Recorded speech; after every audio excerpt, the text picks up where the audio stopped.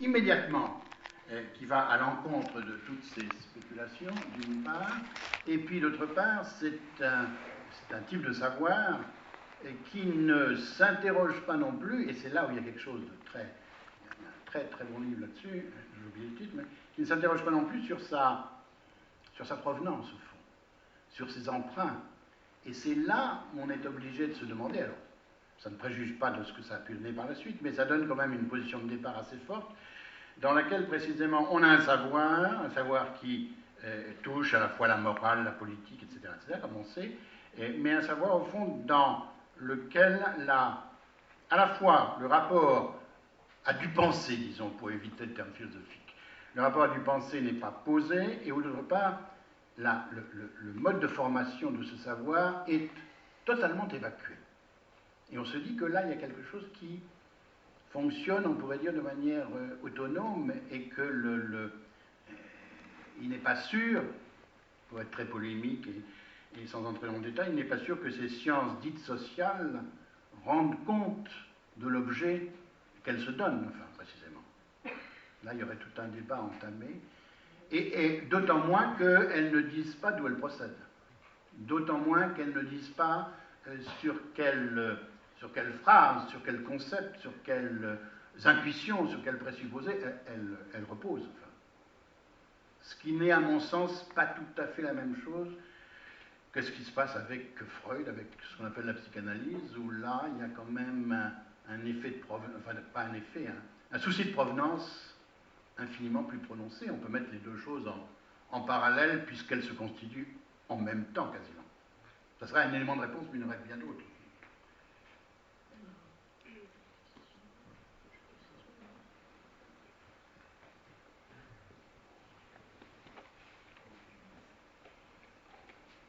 Oui, on est à la chose même. Ça me fait penser à une phrase de Beckett, pour le ramener au langage. À un moment, Beckett, je crois que c'est dans Madame Meurt, dit « Le langage n'est pas plus creux que ce qu'il charrie ». Et j'ai l'impression que vous avez affaire à ça, moi, quand je vous écoutais.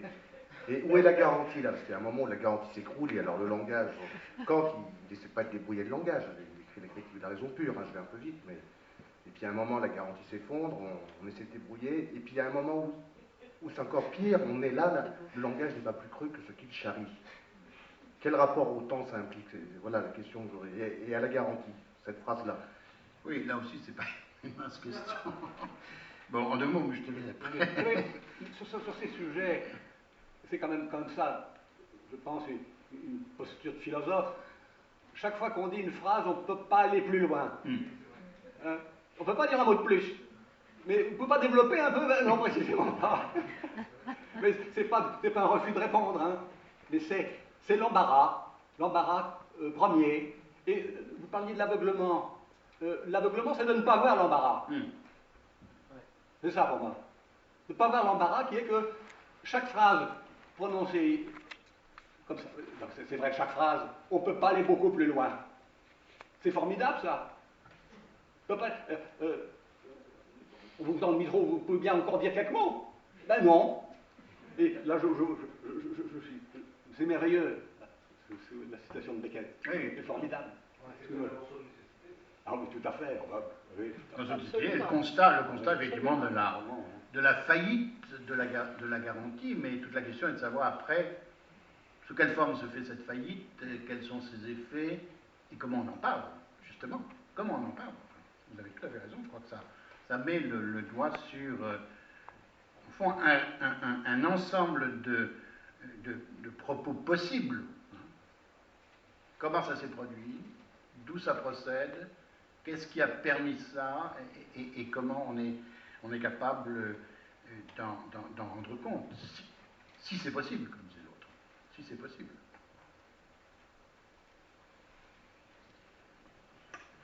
C'est dans la même ligne. Le propos, c'est ceci, que la langue maternelle pour le poète, c'est une langue étrangère pour toujours. Pour le philosophe, jamais. Le philosophe peut former tel ou tel propos, telle ou telle phrase. Mais le poète, le vrai poète, est toujours dans la situation de l'enfant.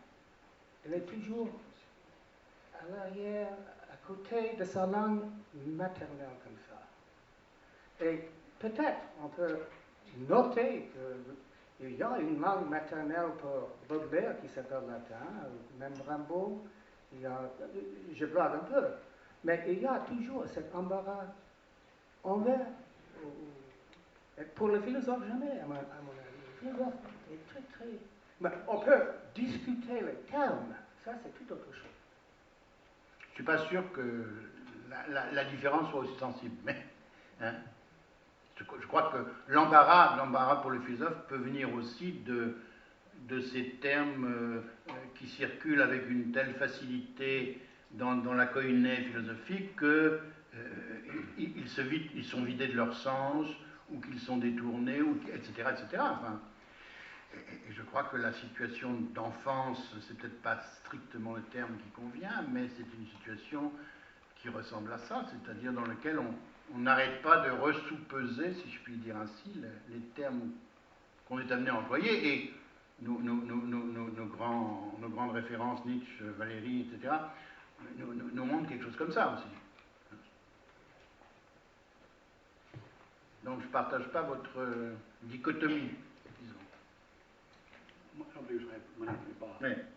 Que la différence serait plus difficilement faisable. Oui, absolument. On ne dit pas qu'elle est infaisable, elle est plus difficilement faisable. Les vraies frontières sont comme ça, d'ailleurs. Deleuze, Sans doute. Deleuze parle du bégaiement de la langue. Donc c'est pas une langue qui va de soi. Je voulais aborder la question poésie, philosophie, leur lien. Parce que parce que la philosophie ne s'écrit pas ou ne se parle pas dans la forme de la poésie, est-ce qu'on ne peut pas entendre néanmoins dans beaucoup d'œuvres philosophiques quelque chose de tout à fait poétique, dans l'œuvre de Platon, dans Parménide, le poème de Parménide. Alors, est-ce que ça serait quand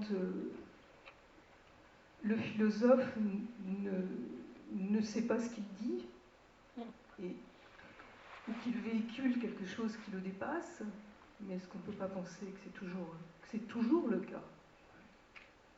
Ouais. Et est-ce que parler dans la parole de l'homme, dans la langue de l'homme, aujourd'hui, s'affronter au problème du mal, ne pas être dans l'idéalisation de la vérité avec un grand V, est-ce que ça n'est pas néanmoins parler en termes poétiques? Parce que quand vous parlez de fragments de nécessité, moi je trouve que c'est très poétique. Quand on parle du corps qui va jusqu'aux étoiles, je n'ai pas retenu exactement la formule de Bergson, hein. C'est superbe, c'est très beau. Et quand on commence à travailler les questions du temps et de l'éternité,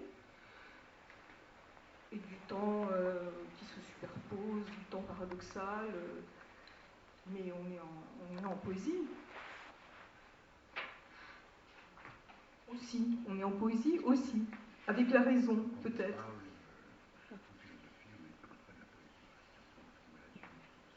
Rappelons que la différence, je n'ai pas très bien compris la question de la différence historique entre la philosophie et l'autre c'est par exemple Jung, c'est justement l'herméneute, c'est que le philosophe sait ce qu'il dit, c'est sa définition, et que Jung ne sait pas ce qu'il dit. On attribue ça à l'enthousiasme ou autre chose. Donc c'est la définition, c'est le départ. C'est ça qu'on a retouché, Voilà, intégralement. c'est ça, exactement. Et la garantie n'est plus là pour celui qui sait ce qu'il dit.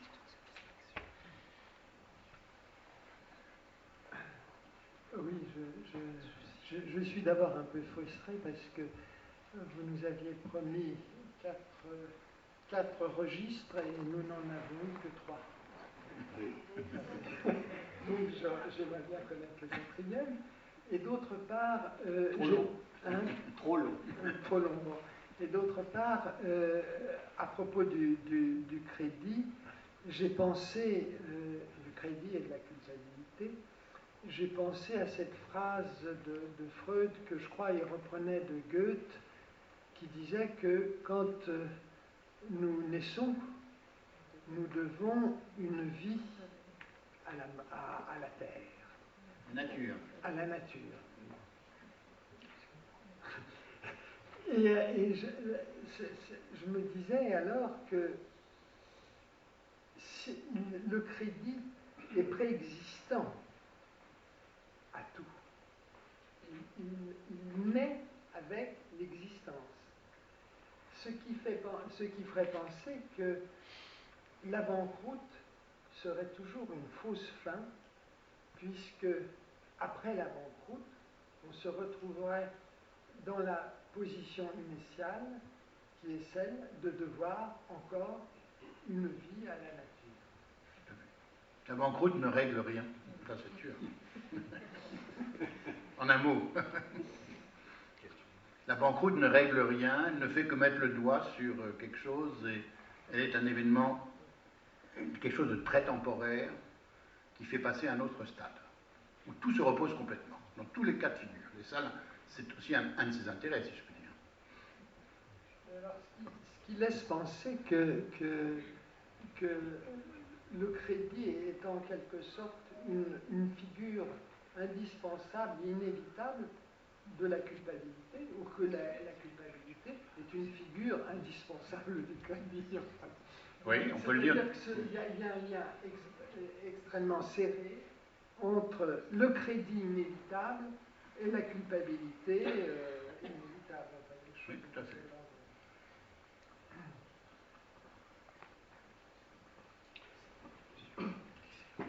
Oui, concernant cette difficulté de la philosophie à penser aujourd'hui et le lien avec la poésie, je voulais vous soumettre un autre embarras. C'est celui que des poètes arabes ont renvoyé à leurs collègues français en leur disant et en les interpellant, le mot a été prononcé, sur leur silence à l'occasion des révolutions arabes. Je me suis retrouvé il y a quelques jours à un débat avec 4 poètes arabes, tunisiens, syriens, égyptiens, et un poète français, c'était Jacques Darras, où, au-delà des lectures, des commémorations, le mot vient difficilement, mais enfin, un poème qui parle de ces révolutions arabes ou de ces mouvements, a succédé un débat assez tendu, assez difficile, dans l'amitié, dans la connivence, enfin, mais quand même délicat. Et donc je voulais vous poser cette question-là, vous, philosophe et poète, qui me semble totalement dans l'aujourd'hui. Et puis, mais je ne suis pas certain qu'il y ait un lien, mais peut-être que si, une autre question qui m'est venue en voyant il y a quelques jours une information d'un think tank, comme on dit aujourd'hui, un char de pensée, qui s'occupe du futur, et un futurologue avisé disait, mais dans quelques années, on aura peut-être passé les points de non-retour, en termes de climat, en termes de pollution, en termes de... etc. Donc on n'aura plus le choix. Donc là, vous devinez ma question, qu'est-ce que les philosophes peuvent, doivent dire, pas dire, dévoiler, etc. Face à ces questions qui sont, alors là, c'est plus l'aujourd'hui, c'est le demain proche.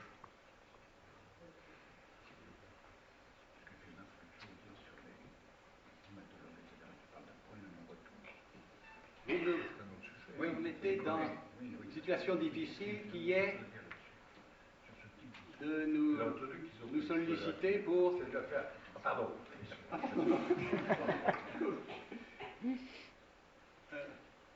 Une demande de sens, une demande de, je dirais, je ne vais pas oublier, mais on n'a pas eu le temps de parler des problèmes des alliés dans la pensée. Il faut avoir des alliés substantiels, comme dit l'expression. Bon, je pense que les poètes et les philosophes sont peut-être des alliés. Bon.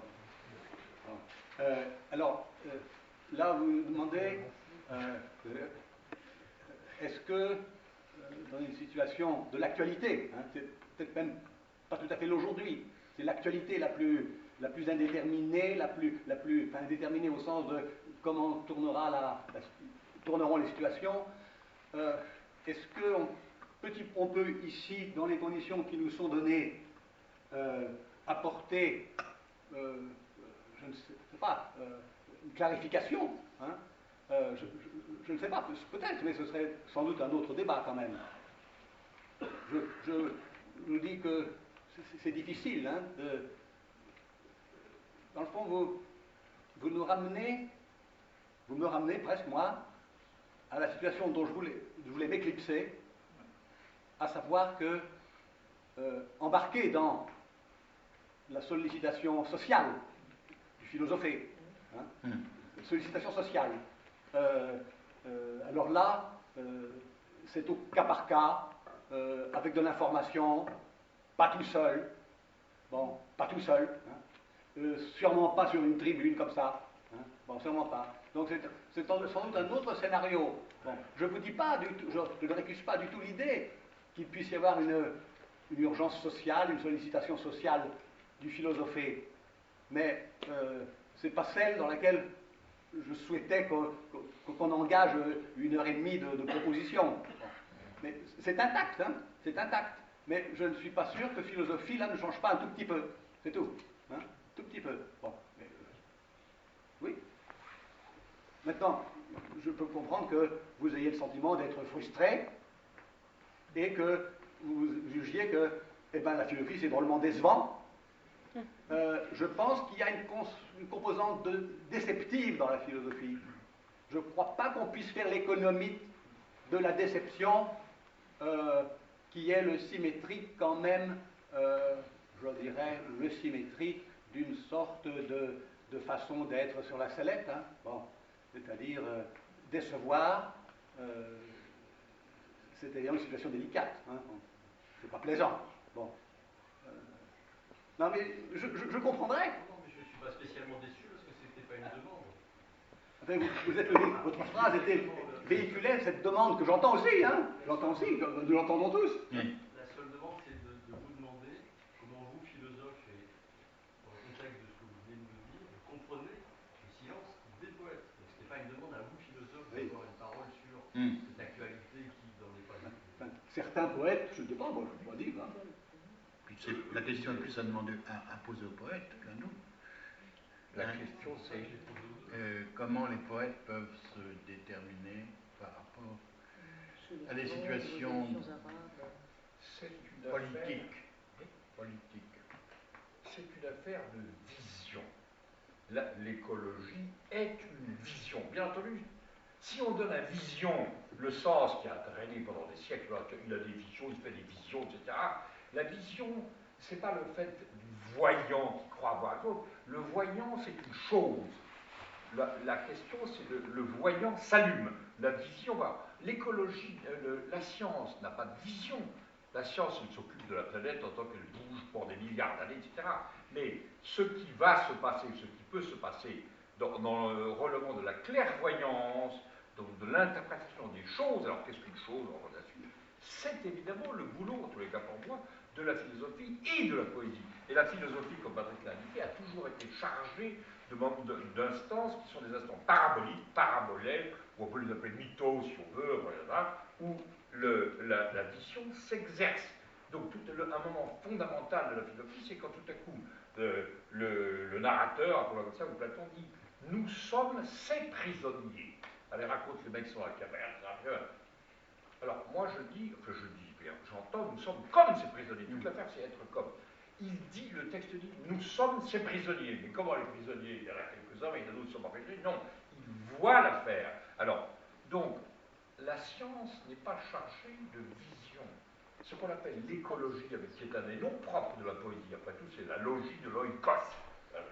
Ça consiste à dire, voilà ce que je vois. Bien entendu, on peut se tromper, mais en termes de vision, c'est-à-dire d'attention par clairvoyance aux voyants qui s'allument, c'est-à-dire les signaux d'alarme, les voyants, le Fukushima, les méduses de la mer du Japon, tout ce que vous voulez, voilà ce qui est en train de se passer. Alors, De même que du temps de Platon, dans la cité, qu'est-ce qui se passe, etc., etc. Autrement dit, il faut séparer, à mon avis, ce qui est scientifique. C'est normal qu'un scientifique, enfin voyons, il a ses statistiques, ses milliers d'années, ses comptes, il dit non, il y a eu une glaciation il y a 32 000 ans, mais non, c'est pas son affaire. L'affaire, et dans l'affaire qui intéresse la pensée, c'est une affaire de voir ce qui illumine, qu'on peut appeler menaçant, et de dire, voilà ce qui va sans doute arriver en termes de vision des choses, c'est-à-dire finalement poétique, c'est-à-dire dans la lancée, dans l'ouverture du c'est comme. Alors, qui est là partout dans la philosophie, qui, je le rappelle, parle en langue vernaculaire, et qui parle le langage du monde, qui est évidemment je suis quand même très répondre à la question. Mais qui vient, qui a la pensée qui parle. Michel. Alors, Claude. La question posée. C'est pas la question? Non. Ah, pardon. La question posée était de savoir pourquoi les poètes français n'avaient pas plus de réaction par rapport aux événements du printemps arabe, et les poètes arabes s'inquiétaient de cette sorte d'indifférence. Les poètes français ont tort, puis c'est tout, ça va vite. Non, mais il n'y a pas de question, évidemment. C'est pour ça que j'ai fait allusion tout à l'heure au soulèvement. Qu'est-ce que c'est qu'un soulèvement? La terre se soulève. Pas la terre, pas etc. Pardon, monsieur, excusez-moi, Jean-Michel. J'ai mal traduit. Mais justement. C'est peut-être un peu parallèle quand même. Oui, c'est un peu parallèle. D'autant plus que Michel Deguy a évoqué très très tôt le soulèvement au sujet de la révolution tunisienne.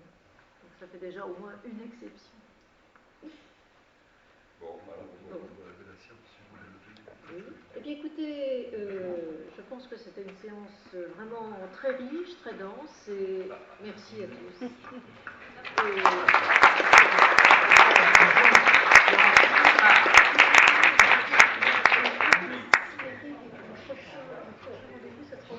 Son audition de Michel ne s'améliore pas.